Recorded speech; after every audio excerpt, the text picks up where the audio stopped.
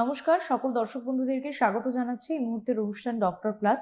সুস্থ সুন্দর জীবন একসাথে আপনারা পান বা শুধু পেলেই হয় না, সেটা উপভোগ করতে হয়। একটা ভালো অনুভূতি, যে অনুভূতিটা সবার সাথে শেয়ার করা যায় না। নিজে ভালো থাকলে তবে অপরকে ভালো রাখা যায়। তো তেমন কথাই বলে থাকে ডক্টর প্লাস। প্রত্যেক দিনই বিষয় নিয়ে আলোচনা করি। ত্বকের সৌন্দর্যতা নিয়ে কখনো বলি, কখনো চুলকে ভালো রাখার কথা বলি, কখনো আপনার শরীর স্বাস্থ্য হেলথ রিলেটেডও অনেক ধরনের প্রোগ্রাম আপনাদের সাথে করে থাকি আমরা। কিন্তু আজকে মূলত যেটা নিয়ে আলোচনা, তাতে হচ্ছে সকলেই আমরা চাই আমাদের শরীরের ভিতরে যাই রোগ দানা বাঁধুক না কেন, যে অস্বস্তি হোক না কেন, বাইরের দিক থেকে আমরা ভালো থাকবো, সুন্দর থাকবো, দেখতে ভালো লাগবে, আর অন্যজন বুঝবে না যে আমি খারাপ আছি। তো এটা করতে গিয়ে অনেকেই আমরা বিভিন্ন ধরনের মার্কেট চলতি প্রোডাক্ট ব্যবহার, প্রত্যেক দিন ফেস ক্লিন করছি, হয়তো এক একদিন এক একটা প্রোডাক্ট দিয়ে, হয়তো সেটা আমার স্কিনের জন্য ভালো নয়, কিংবা সামান্য একদিন একটা ছোট দাগ স্পট ছোপ কিছু দেখতে পেয়েছি, দেখা মাত্রই কিন্তু আমি সজাগ, অর্থাৎ ওই দাগটা যেভাবেই হোক হাঁটাতে হবে। এখন এটা সরাতে গিয়ে দেখা যাচ্ছে হোম রেমেডিজ অ্যাপ্লাইও করছি, বাইরের বিভিন্ন ব্র্যান্ডেড প্রোডাক্টও ব্যবহার করছি, আমি নাম উল্লেখ করব না। তো আলটিমেট কি রেজাল্ট ভালো হলো, নাকি সেটা ব্যবহার করে খারাপ হলো, কি হলো, সেটা নিয়ে আলোচনা থাকবে। তবে তার আগে স্বাগত রয়েছেন ডার্মাটোলজিস্ট রেনাউন্ড ডক্টর শ্রয়ন পাল। স্বাগত স্যার আপনাকে। নমস্কার স্যার, আমি কি ঠিক শুরু করেছি? একদমই ঠিক শুরু করেছেন। আগের দিনও আমরা এটা নিয়ে কিছুটা আলোচনা করছিলাম, এবং যেটা আগের দিনের আলোচনা থেকেই আমরা কিছুটা বলতে চাই যে আমাদের অ্যাকচুয়ালি লাইফস্টাইল চেঞ্জেস বলুন, অথবা আমাদের তার সঙ্গে বিভিন্ন পার্লারে যাওয়ার হ্যাবিট, বিভিন্ন রকম ট্রিটমেন্ট করা, ইনস্টাগ্রাম দেখে এটা ওটা করা, ইউটিউবে সার্চ করে বিভিন্ন রকম যে হোম রেমেডিজ আগে করা হতো না সেরকম হোম রেমেডিজ খুঁজে বার করা, ইত্যাদি করে করে আমাদের চামড়ার আরো সর্বনাশ হচ্ছে, এবং সেখান থেকে বের হওয়ার জন্য আমরা সার্চ করে নিজেদের আরো সর্বনাশ করছি। এই করতে করতে এখন আমরা এমন একটা নতুন ব্রিড অফ স্কিন ডিজিজেস বা স্কিন ইস্যুস আমরা দেখতে পাচ্ছি, যেটা হয়তো আজকে থেকে 20 বছর আগে যে জিনিসগুলো ছিলই না, অস্তিত্বই ছিল না তার, আমাদের ইন্টারনেটের সাথে সাথে ইন্টারনেট ইনডিউস স্কিন ডিজিজ যেগুলো শুরু হয়েছে। একদম। এবং আমি কবে দেখছিলাম যে হঠাৎ করে আইস, এই ঠান্ডার ভিতরেও আইসের একটা বাটিতে ভরে মুখ ডুবিয়ে রাখা হচ্ছে, ঠিক আছে, তাতে নাকি খুব স্কিন গ্লো হয়। আমি জানি না রেজাল্ট, আমি ওইদিকে যাবো না, হয়তো অনেকে বলবেন হ্যাঁ ম্যাডাম আমি তো করেছি, খুব ভালো রেজাল্ট। আপনি করেছেন, এটা ঠিক, ভাগ্যিস আপনার জন্য এটা ভালো হয়েছে। কিন্তু যে মানুষটা এটা করেই তার অনেক ক্ষতি হয়েছে, সেই মানুষটার কথা আপনি একবার চিন্তা করে দেখুন তো। আর এটা না স্যার, আমাদের খুব প্রবলেম, এই দিনের পর দিন একটা পিগমেন্টেশনের দাগ তুলতে তুলতে তুলতে তুলতে আমরা এত ক্রিম ব্যবহার করে ফেলছি, যেটা আলটিমেট বার্ন করে দিচ্ছে আমার স্কিনকে। তখন আর কি লেয়ার, তখন কি আর মাখবেন আপনি, যে বার্ন রিমুভ করা তো চারটিখানি কথা না। স্যার কি করবেন, এই ক্রুশিয়াল মুভমেন্ট গুলো নিয়ে আলোচনা করেন। ছোটখাটো বিষয়ে মানুষ কেয়ার হয় না। আমার মনে হয় আমরা যতই অ্যাওয়ারনেস অনুষ্ঠান করি না কেন, মানুষ এতটা বাড়াবাড়ি করেই আসবেন।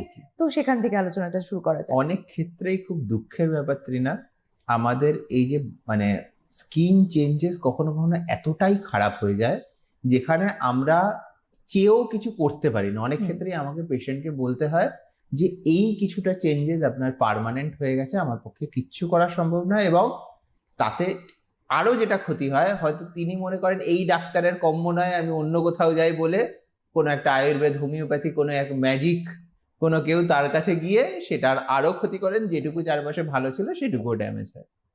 কিন্তু সত্যি কথা বলতে কি, কখনো কখনো স্কিনের লেয়ারের আমরা যেটাকে বলি অ্যাট্রোফিক হয়ে যাওয়া বা পার্মানেন্ট ভাস্কুলার চেঞ্জেস হয়ে যাওয়া, সেগুলো এমন খারাপ জায়গাতে চলে যায়, কিছুটা পিগমেন্টেশন, কিছুটা রেডনেস, সেটা আপনার সারা জীবনের জন্য তৈরি হয়ে যাবে।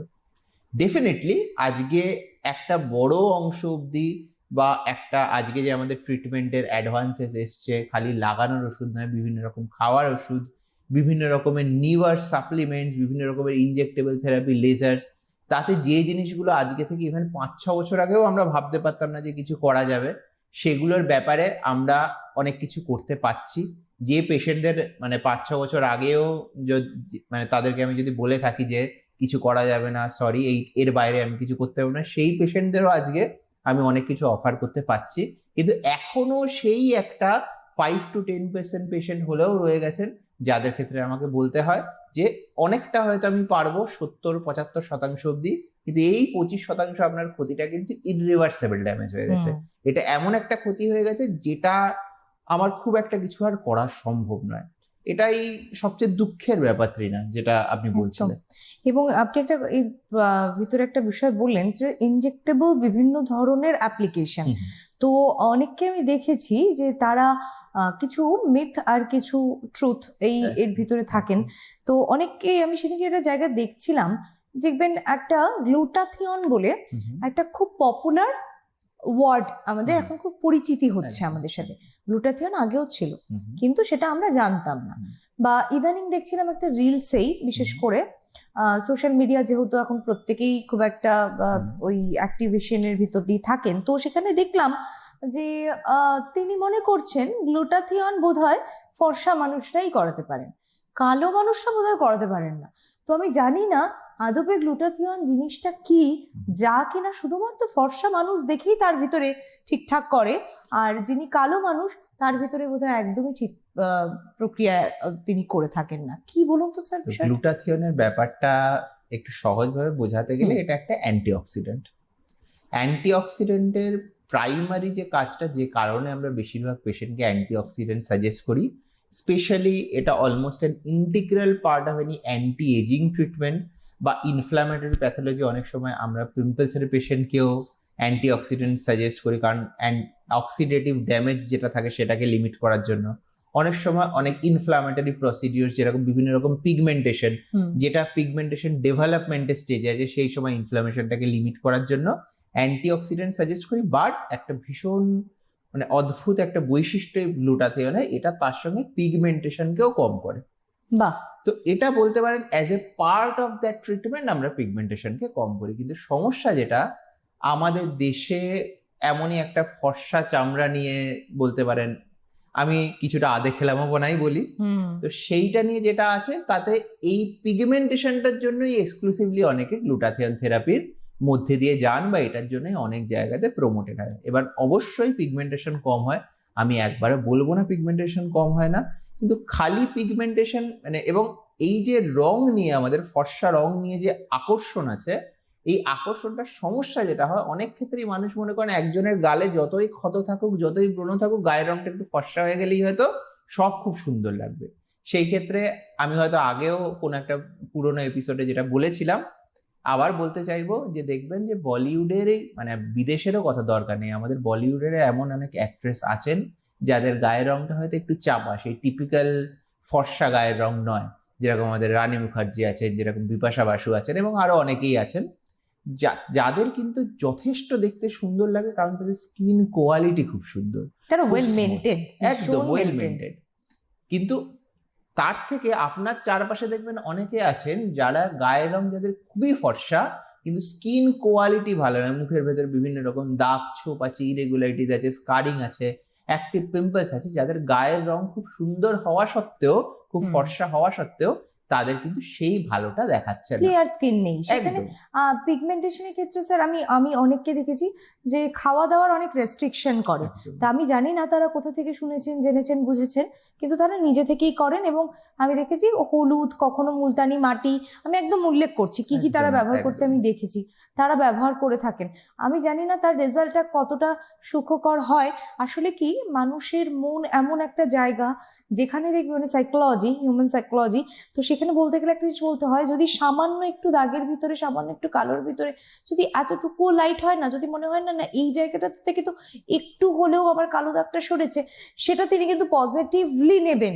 সেটা হয়তো মানে নেগেটিভ ইফেক্ট ফেলছে না আপনার স্কিনে, কিন্তু অ্যাজ সাচ পজিটিভিটিও কিছু নেই। তার থেকে যদি আমি একজন ডক্টরের কাছে যাই, আমি ডক্টরকে স্কিনটা দেখাই, তিনি আমাকে যেভাবে অ্যাডভাইস করছেন সেই মতন করে যদি আমি ট্রিটমেন্ট নিয়ে থাকি বা নিতে পারি, তাহলে কিন্তু অনেক তাড়াতাড়ি জায়গা থেকে রিকভারি করা যায়। এই ধরনের ওভার দ্য কাউন্টার ট্রিটমেন্টের একটা প্রচন্ড ইম্পর্টেন্ট সাইড এফেক্ট, যেটা মানুষ কখনো ভাবেই না, সেটা হচ্ছে যে মলমগুলো লাগিয়ে আপনার গায়ের চামড়া পরিষ্কার হচ্ছে, সেটা কিন্তু একটু যদি ভুলভাল লাগানো হয়, অথবা এমন মলম লাগানো হয় যেটা আপনি ডিরেক্টলি দোকান থেকে লাগাচ্ছেন, কোনো ডাক্তারবাবু আপনাকে বলে দিচ্ছেন না, বা যথেষ্ট কোনো স্পেশালাইজড ডাক্তারবাবু আপনাকে বলে দিচ্ছেন না কিরকম ভাবে এক্স্যাক্টলি সেই মলমটা লাগাতে হবে, সেই একই মলম পিগমেন্টেশন কমাতে কমাতে কিন্তু পুরো সাদা করে দিতে পারে, শ্বেতি করিয়ে দিতে পারে। মানে অ্যাপ্লিকেশনটাও ভীষণ একদম, গুরুত্বপূর্ণ। কারণ আজকে মানে একজন দোকান থেকে ওষুধ তো ওষুধের দোকানেও পাওয়া যায়, হুম এবং ওষুধের দোকানদাররাও মোটামুটি দিতে দিতে 4-5 বছরে মোটামুটি জেনেই যান যে কোনটা ফর্সা করার জন্য, কোনটা কিসের জন্য, কোনটা অসুবিধার জন্য। কিন্তু প্রবলেম যেটা, তাদের নলেজটা অনেক সময় খুব লিমিটেড থাকে, 1 নম্বর। এবং আজকে ডাক্তারের কাছে এসে একজন যেমন প্রবলেমটা ভালো করে বুঝিয়ে বলেন এবং সেই জিনিসগুলো দেখান, সেটা ওষুধের দোকানে কেউ বুঝিয়ে বলেও না, এবং বুঝিয়ে বললেও অতটাও অ্যাসেস করার মতো ক্ষমতা আমার মনে হয় না। আলাদা করে খুব ডেডিকেটেড ভাবে একটা জিনিস না শিখলে, যেরকম ভাবে আমাদের এমবিবিএস, তারপরে এমডি, তারপরে ফার্দার যে ডিগ্রিজ গুলো হয়, সেই অ্যাস্থেটিক্স এর উপর আমরা যেগুলো করি, সেই পুরো প্রসেসটার মধ্যে দিয়ে না গেলে অতটা হওয়া সম্ভব হয় সম্ভব না। এনিওয়ে। ঠিক না, এই কথা প্রসঙ্গে মজার একটা কথা আমার মনে পড়ে গেল, একটা বলবেন। ছোট্ট অভিজ্ঞতা। আমি সেদিনকে একটা ইমার্জেন্সি বাবুতেই মেডিসিন শপে গেছিলাম। তো অবভিয়াসলি আমি ডক্টরের সাজেশন নিয়ে, তিনি বেশ কিছু মেডিসিন নিয়েছিলেন, আম, সেই সমস্ত মেডিসিনই আমি আনতে যাই। তো সেখানে আমাকে যিনি আর কি বিক্রি করছেন, বিক্রেতা মেডিসিন শপের, তিনি আমাকে বললেন যে আপনি কার জন্য নিচ্ছেন, তার বয়স কত, ঠিক আছে, এবং তারপর প্রশ্ন করলেন কেন আপনি 3টে নেবেন, কেন এটা তো 6টা লাগে, ঠিক আছে, মানে ডোজেস উনি আমাকে একদম। বলছেন।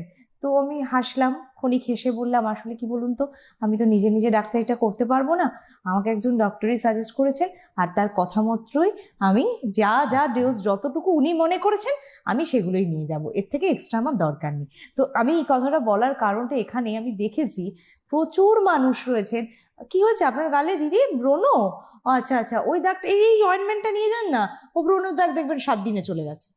চলে তো গেলই না স্যার, আমি দেখেছি দিনের পর দিন তার আরো খারাপ হতে থাকলো। একদমই তাই। বলুন স্যার। তার কারণ এই যে পিগমেন্টেশন বিভিন্ন রকম আমাদের মুখে হয়, এবং তাতে স্কিন টাইপটা, পিগমেন্টেশন টেন্ডেন্সি, কি ধরনের রোগ থেকে পিগমেন্টেশন হয়েছে, এবং অনেক সময় যেটা থাকে, যেটা অনেক সময় ইভেন আমি বলবো যে স্পেশালাইজড চামড়ার ডাক্তার ছাড়া ইভেন যারা জেনারেল প্র্যাকটিশনার তাদের পক্ষেও বোঝা মুশকিল, সেটা হচ্ছে মাল্টিপল ডিজিজের একসাথে প্রেজেন্ট থাকা। কারণ অনেক সময় যেটা হয় যে একটা রোগ আছে, তার সঙ্গে অ্যাকনির জন্য পিগমেন্টেশন হচ্ছে, প্রথম রোগটা তো অলরেডি পিগমেন্টারি। এবার প্রবলেমটা হচ্ছে সেই পিগমেন্টেশনটা দেখে আমাদের প্রোটোকল থাকে, এই যদি দুটো জিনিস একসাথে থাকে তাহলে আমি কোনটা আগে ট্রিট করব এবং কোনটা পরে ট্রিট করব। সেটা যদি গন্ডগোল হয়ে যায়, উল্টে আরেকটা পিগমেন্টেশন বেড়ে যেতে পারে।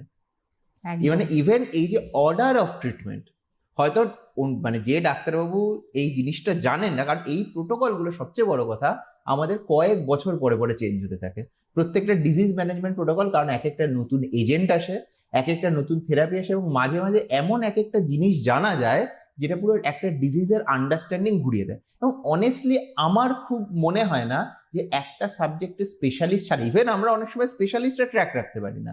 এরকম আমার সাথে হয়েছে যে আমি হঠাৎ করে একটা কনফারেন্সে গিয়ে এমন একটা শুনলাম যেটা নাকি গত 6 মাস আগে সেই প্রোটোকলটা চলে এসছে, আমি তখন অব্দি 6 মাস আগের প্রোটোকলটা দিয়ে করে চলেছি, যদিও দ্যাট ইজ ফেয়ারলি রিসেন্ট, এখন অব্দি ইন্ডিয়াতে ফলো হওয়া শুরু হয়নি, বা ফলো হলেও হয়তো 1টা বা 2টো সেন্টারেই ফলো হওয়া শুরু হয়েছে, কিন্তু আমার সেখানেও খারাপ লাগে আমি 6 মাসই বা কেন পিছিয়ে আছি। এবং সেটা হয়তো এমন একটা সাংঘাতিক প্রোটোকল যেটাতে মানে পুরো ডিজিজের আন্ডারস্ট্যান্ডিং না, মানে আগে হয়তো মানে লাগানোর ওষুধ দিয়ে দিয়ে তারপরে 6 মাস পরে গিয়ে খাওয়ার ওষুধ দেওয়ার কথা বলা হতো, এখন বলা হচ্ছে খাওয়ার ওষুধ শুরুতেই দাও, দরকার হলে লাগানোর ওষুধ দিতেই হবে না। বাহ, ভেতর থেকে পুরো হ্যাঁ, ব্যাপারটা মানে ঠিক ভিতর হোক, থেকে বিভিন্ন মানে রকম এটা এটা একটা actually, এক্সাম্পল, হ্যাঁ। এটা এক্সাম্পল তো এক্স্যাক্টলি। এরকম ভাবে পুরো প্রোটোকলটা এক এক সময় চেঞ্জ হয়ে যায়, এবং মানে সত্যি আমার মনে হয় না যে আমার সাবজেক্টের পরে, এবং যেহেতু মানে আমরা একটা টিচিং পজিশনেও আছি, আমরা স্টুডেন্টদের পড়াইও, তো আমাদের হয়তো একটু বেশি কনফারেন্স অ্যাটেন্ড করতে হয়, বা এই ধরনের জিনিসগুলোর একটুখানি অন টপ অফ ইট থাকতে হয়। কারণ হঠাৎ করে একজন স্টুডেন্ট যদি আমাকে জিজ্ঞেস করে আমার আন্ডারে যে পিজিটি আছে, যে আমাকে কি করতে হবে স্যার, এই পেশেন্টের আইডিয়াল ম্যানেজমেন্ট কি হওয়া উচিত, তো আমার একটা মরাল দায়িত্ব থাকে তাকে লেটেস্টটা সবচেয়ে বলা। নিশ্চয় নিশ্চয়। এবং এই জিনিসটা আমার মনে হয় না একজন ডাক্তারবাবু অন্য কারো স্পেশালাইজেশনের ব্যাপারে, মানে আমার পক্ষে তো আমি বলতে পারি যে অন্য যে কোনো কারো স্পেশালাইজেশনের ব্যাপারে আমারটার পাশাপাশি ট্র্যাক রাখা খুব মুশকিল। ডেফিনেটলি না। আর একটা বিষয় হয়, যে বিষয় একদম। নিয়ে ওনারা স্পেশালাইজেশন করেছেন, হুম। এই জন্যই তো বলা হয়। তো সেই জায়গাটা থেকে তারা কিন্তু আরো বেশ কিছু বছর, এবং তারা করে যাচ্ছেন কন্টিনিউয়াস। তো অনবরত একটা জিনিসের প্রতি থাকতে থাকতে থাকতে তার চর্চা, তার অভিজ্ঞতা, তার এতগুলো পেশেন্ট প্রত্যেক দিন ডিল করা, এক একজন মানুষ এক এক রকম, কেউ আছেন ভীষণ শান্ত মস্তিষ্কে এসে হয়তো কথা বললেন, কেউ রয়েছেন শুরু থেকেই চঞ্চল, এক্ষুনি ঠিক করে দিতে হবে, কাইন্ড অফ ম্যাজিক। একদম। তো আমি ডক্টরের কাছে এসে গেছি, মানে আপনি যে যে কোনো ভাবেই হোক, আমার একটা বিয়ে বাড়ি আছে, ক্ষতি হয়ে গেছে আমি মানছি, ক্ষতি করে ফেলেছি আমি সেটা মানছি না, ক্ষতি হয়ে গেছে সেটা মানছি, কিন্তু আমাকে ঠিক করে দিতে হবে, 1 সপ্তাহ আমার হাতে টাইম নেই। তো স্যার মানে আপনাদের রিয়াকশনটা কি থাকে?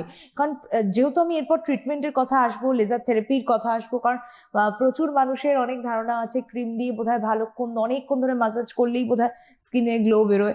অনেকে আবার মনে করেন না, স্কিনের গ্লো খুব তাড়াতাড়ি পাওয়া যায় যদি অত্যাধুনিক প্রযুক্তির অ্যাপ্লিকেশন থাকে স্কিনের উপর। তো এক্ষেত্রে আপনাদের ওই মুহূর্তের মানে কি ধরনের তা আপনারা রিয়াক্ট করেন, আর কি বা ভাবে ওনাদেরকে হ্যান্ডেল করেন, সবটা যদি আলোচনা করা যেতে পারে। আমি পেশেন্টদের সবসময় এটা বলে শুরু করি যে any magical result will come with an unexpected side effect. মানে যে কোনো কিছু যখন একটু ড্রাস্টিক চেঞ্জ দেয়, তাহলে কিছু না কিছু একটা ড্রাস্টিক করা হচ্ছে। এবং আমরা যদি উইশফুল থিঙ্কিং এর মধ্যে থাকি যে এটাতে আমার খালি ভালোই হচ্ছে, সেটা কখনো হতে পারে না। কোনো না কোনো ভাবে একটা আপনার ক্ষতি হচ্ছে, সেটা হয়তো আপনি এই মুহূর্তে দেখতে পাচ্ছেন, আপনি 2 দিন পরে দেখতে পাবেন। এটা সত্যি আমাদের সমস্ত রকম ট্রিটমেন্ট যেগুলো আছে সেটার জন্য, এবং সেটা সত্যি যে কোনো জায়গাতে, যে কোনো পার্লারে করান, যে কোনো ম্যাজিক ক্রিম লাগান, যে কোনো কিছুর জন্য। এবং প্রবলেমটা যেটা, সেটা হচ্ছে এই জিনিসগুলো যেহেতু আমরা যেটাকে বলি এভিডেন্স বেসড মেডিসিন, আমাদের পুরো মডার্ন মেডিসিনটা তার উপর দাঁড়িয়ে আছে, যেহেতু এই জিনিসটাকে ইম্পর্টেন্স দেওয়া হয়, আমাদের ট্রেড অফ কতটা সাইড এফেক্ট হতে পারে ইনক্লুডিং লং টার্ম, সেটাকে খুব ইম্পর্টেন্স দেওয়া হয়। তাই জন্য এমন অনেক কিছু আছে যেটা আমরা জানি না, সেটা নয়, আমরা দিই না, তার কারণ আমরা লং টার্ম সাইড এফেক্টটাকে জানি বলে আজকে সেটা আমাদের প্রোটোকলে নেই, বা সেই জিনিসটা আমাদের পক্ষে দেওয়াটা ইথিক্যালি বারণ। একদম। এবং আজকে এমন কেউ যদি আজকে একজন মানে নন ডক্টর আপনাকে এমন একটা কিছু দেন, কারণ অনেকেই আছেন যিনি মানে গ্রাম্য প্র্যাকটিশনার বা লোকাল প্র্যাকটিশনারদের থেকে ওষুধ নেন, তাদের ক্ষেত্রে সেই নলেজটা থাকা খুব মুশকিল। নাম্বার 2, তার ক্ষেত্রে সেই এথিক্যাল ডাইলেমাটা নেই একজন ডাক্তারের, যেটা আছে।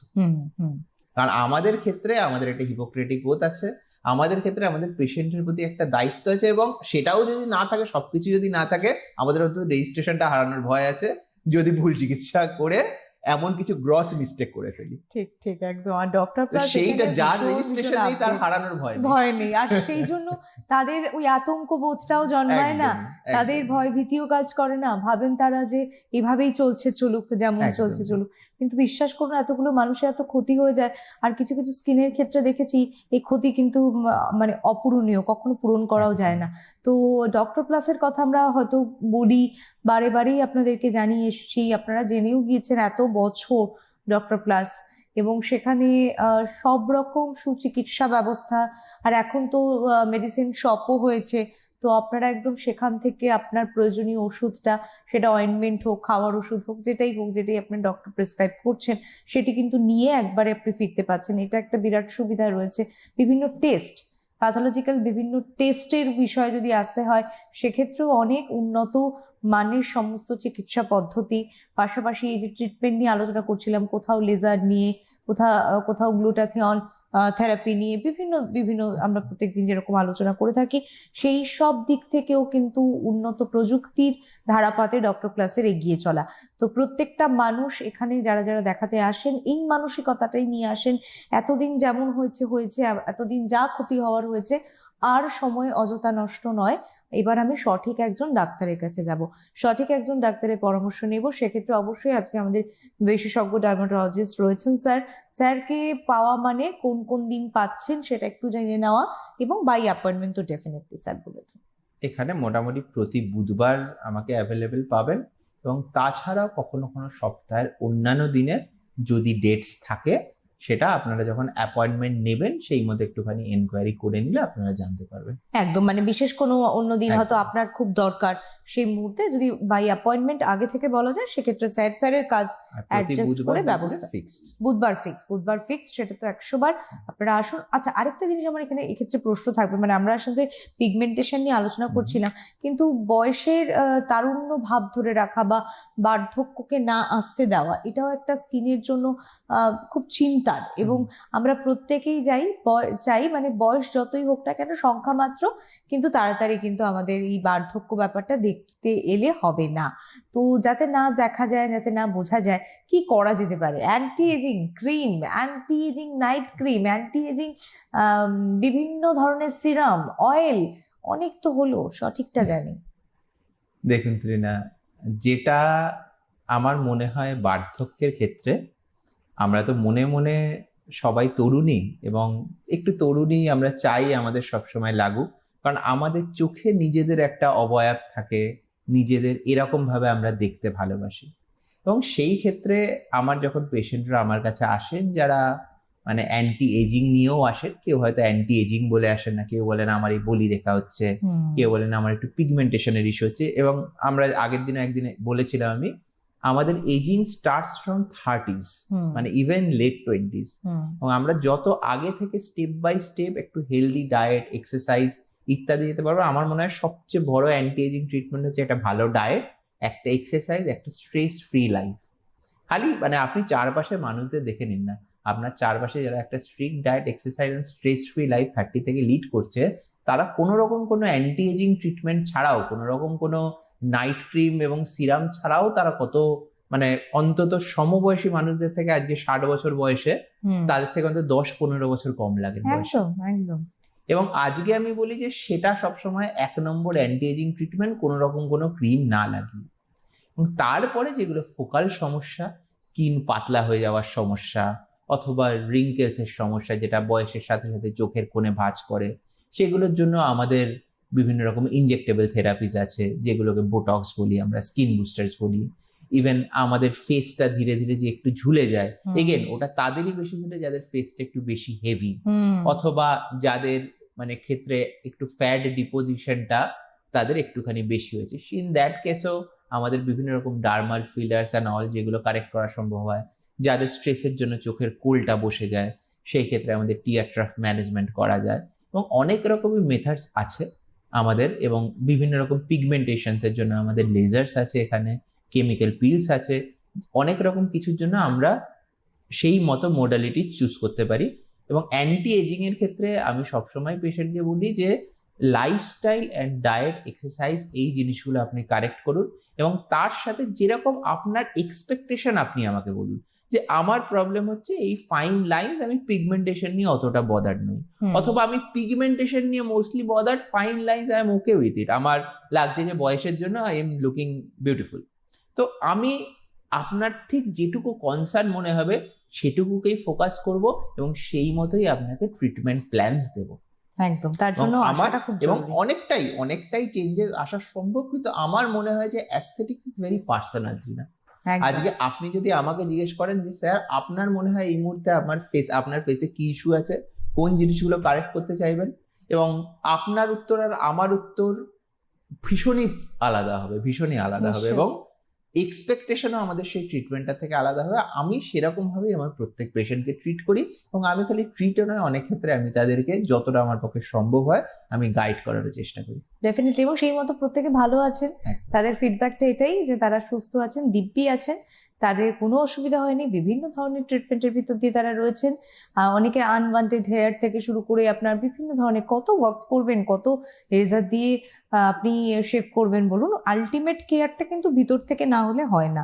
কেন হচ্ছে আপনার হরমোনাল যে প্রবলেম, প্রত্যেক মাসে পিরিয়ডিক্যাল সমস্যা, সেই ক্ষেত্রে ব্রণ প্রত্যেক মাসে একটা দুটো হলেও বেশ একদম কঠোর আপনার ওই দিনগুলো, বিকজ হচ্ছে প্রচন্ড পেইনফুল ব্রণ অনেকে ফেস করে থাকেন। তো সব দিক থেকে বেরোনো যেতে পারে। একটা সুস্থ সুন্দর জীবন কাটাতে গেলে আগে আপনাকে সঠিক হতে হবে, অর্থাৎ ভুল দিকে যাবেন না, নিজে নিজে ডাক্তারি করবেন না, নিজেরা সিদ্ধান্ত না নিয়ে একটু ডক্টর পরামর্শ নিন, যে বিষয় চাইছেন সেই বিষয়ে নিন।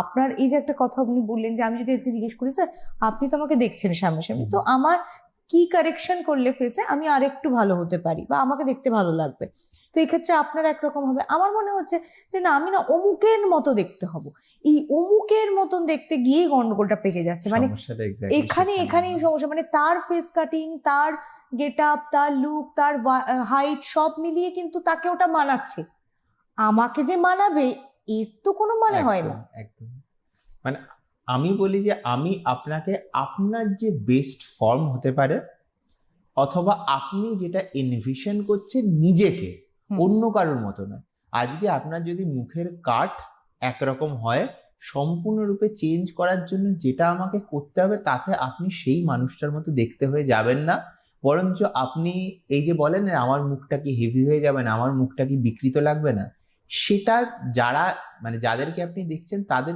এই কারণেই হচ্ছে তারা কিন্তু ডক্টরের রেকমেন্ডেশনের বাইরে গিয়ে অতিরিক্ত বেশি বোটক্সও না, বেসিক্যালি ডার্মাল ফিলার্স তারা করিয়েছেন এবং বিভিন্ন রকমের প্লাস্টিক সার্জারি করিয়েছেন, যাতে তাদের মুখটা দেখতে এমনই হয়ে গেছে যেটা তারা হয়তো তাদের প্রিয় নায়ক বা নায়িকার মতো হয়ে উঠতে পারেননি, কিন্তু তারা নিজেদেরও যে একটা ন্যাচারাল বিউটি থাকে সেটাকে হারিয়েছেন। আমি মনে করি কোনো মানুষই, আপনি যদি মনে করেন যে আমাকে তো দেখতে একদমই ভালো নয় তো আমাকে এরকম হতে হবে, একদমই সেটা নয়। প্রত্যেকটা মানুষের মধ্যেই একটা নিজস্ব ন্যাচারাল বিউটি আছে, যে জিনিসটাকে আমাদের মানে অ্যাস্থেটিক্স আমাদের কাজই হচ্ছে সেই জিনিসটাকে একটুখানি এনহ্যান্স করা এবং আপনার যে ন্যাচারাল ফিচারগুলো আছে সেগুলোকে ফুটিয়ে তোলা, যাতে আপনার ফিচারগুলোকে আপনি একদম নিজের মতো করে আপনি সেটাকে গ্রহণ করতে পারেন এবং সেইটা নিয়ে গর্বিত হতে পারেন। একদম। আমি কিন্তু কখনোই আপনাকে চেষ্টা করব না যে আপনার মুখটা একদম গোল মতো আছে সেটাকে হঠাৎ করে বিশাল লম্বা করে দেওয়া। হয়তো হতে পারে আপনার মনে হতে পারে আমার চিনটা একদম ফ্ল্যাট, একটু পয়েন্টি হয়ে যাক, সেটা করা যেতে পারে। নাকটা হয়তো আপনার মনে হচ্ছে খুবই নিচের দিকে ঝুলে আছে, সেটা সামান্য একটুখানি উপরের দিকে করার কিছু ব্যবস্থা করা যেতে পারে। কিন্তু আপনি যদি এক্সপেক্ট করেন একটা ম্যাসিভ ডিফারেন্স, সেটা আমি বলবো আপনার করা উচিত নয়। হয়তো আজকের দিনে প্লাস্টিক সার্জারি করে অনেকটাই চেঞ্জ করা সম্ভব, কিন্তু বেশিরভাগ মানুষ যারা প্লাস্টিক সার্জারি করেছেন এবং ম্যাসিভ প্লাস্টিক সার্জারি করেছেন তাদের ক্ষেত্রে দেখবেন কোনো না কোনো ভাবে, অন্তত আমার তো একজন অ্যাস্থেটিশিয়ান হিসেবে মনে হয়, কোনো না কোনো ভাবে কিছু না কিছু একটা এমন ভাবে বদলে গেছে, তাদের ন্যাচারাল একটা একটা বিউটি আছে সেইটা কোনো না কোনো ভাবে খুবই হ্যাম্পার্ড হয়েছে। বেশ, আজকের মতো তো সময় নেই, ঘড়ি কাটা বলছে থামতে হবে, কিন্তু এটা নিয়ে আমরা নেক্সট দিন আবার একটু আলোচনা করে রাখবো, ঠিক আছে? একটু ছুঁয়ে গেলাম শেপ নিয়ে। অনেক অনেক ধন্যবাদ স্যার আপনাকে, ধন্যবাদ আপনাদেরকে, নমস্কার।